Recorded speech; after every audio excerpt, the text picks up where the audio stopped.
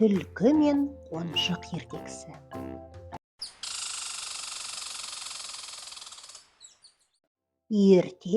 Ертеде қарт түлкінің немересі Жымсыма атасының өнерін әбден меңгеріп алған.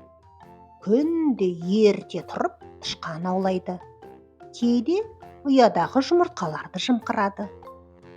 Ол бүгін күн көтеріле ұйқысынан оянды. Сәлден соң желе жортып көл жағасына келді. Оңай олжа іздеп жүр. Белуарын су кешіп тұрған қонжықты көзі шалды. Оның балық аулап жүргенін бірден түсіне қойды. Жымсыма қалың бұтаның көл көрінетін тұсына келіп жата қалды. Көзін қонжыққа қадаған қалпы не істеу жайын ойлады.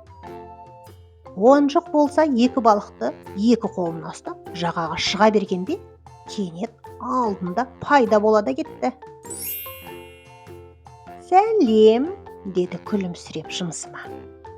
«Сәлем», деді қонжық та. Бұл кездесуді аса ұнатпағаны даусынан сезіліп тұрды. «Олжалы екенсің, батырлық қашанда жеңіске жеткізеді», деді түлкі баласы жағымды үнмен. «Құдай мені сен сияқты алғыр етіп жаратпаған. Суға түсе алмаймын, ал түссем сүңги алмаймын. Ал балық аулау оңай шаруа емес. Мыналарды осы көлден ұстадың ба?» «Иә, құжынап жүр», деді қонжық, манадағыдан гөрі даусы жұмсағырақ шығып.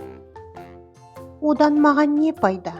Өзіңдікіндей тырнағым, оған сай тапқырлығым жоқ. Тәңір мені сорлы қылдырып жаратты ғой». Жымсыма мұңайған сыңай білдіріп күрсініп қойды. Мақтағанға кәдімгідей көңілі көтеріліп қалған қонжық бір қолындағы балықты оған ұсына берді. «Мә, дәмін татып көр», деді. «Оразамды ашпап едім, мыңда бір рахмет бауырым», деп балықты иіскелей түсті. «Ас болсын», деді қонжық. «Бұл көлді сасық көл дейді, рас па?» деді Жымсыма басқа бір қулыққа көшіп. «Рас. Ендеше балығыңда иіс бар. Ал мен білмедім. Мүмкін сенің иіс түйсігің әлі жетілмеген шығар. Бізді бала кезден соған тәрбиелеген. Иістенген тамақ асқазанға жақпайды, ауру қылдырады». «Солай ма?»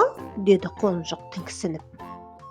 «Солай. Жеуге жарай ма жоқ па, алдымен мен жеп көріп байқайын. Сен жассың, өсуің керек», деп Жымсыма балықтың басын тістеп жұлып алып, шайнап жұтып жіберді. «Мен күнде жеп жүрмін ғой, ауырғам да жоқ», деді қонжық тамсанып.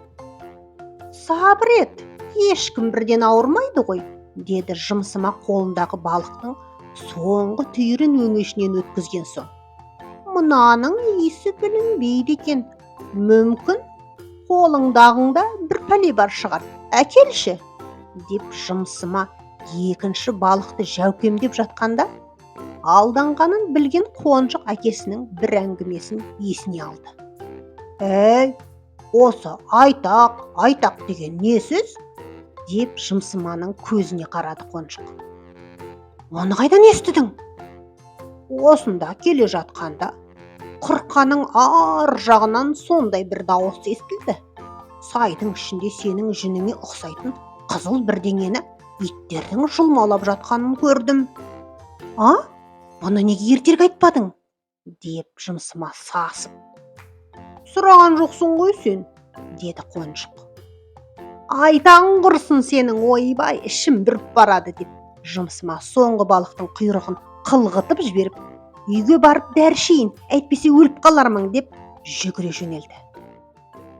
Соны айтқан Жымсыма ағаш арасына сіңіп жоқ болды.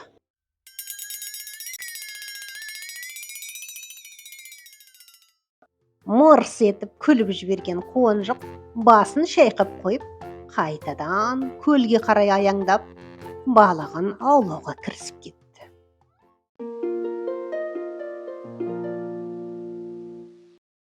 Ертегі ұнаса, достарыңызбен бөлісіп, арнаға тіркеліп отырыңыздар.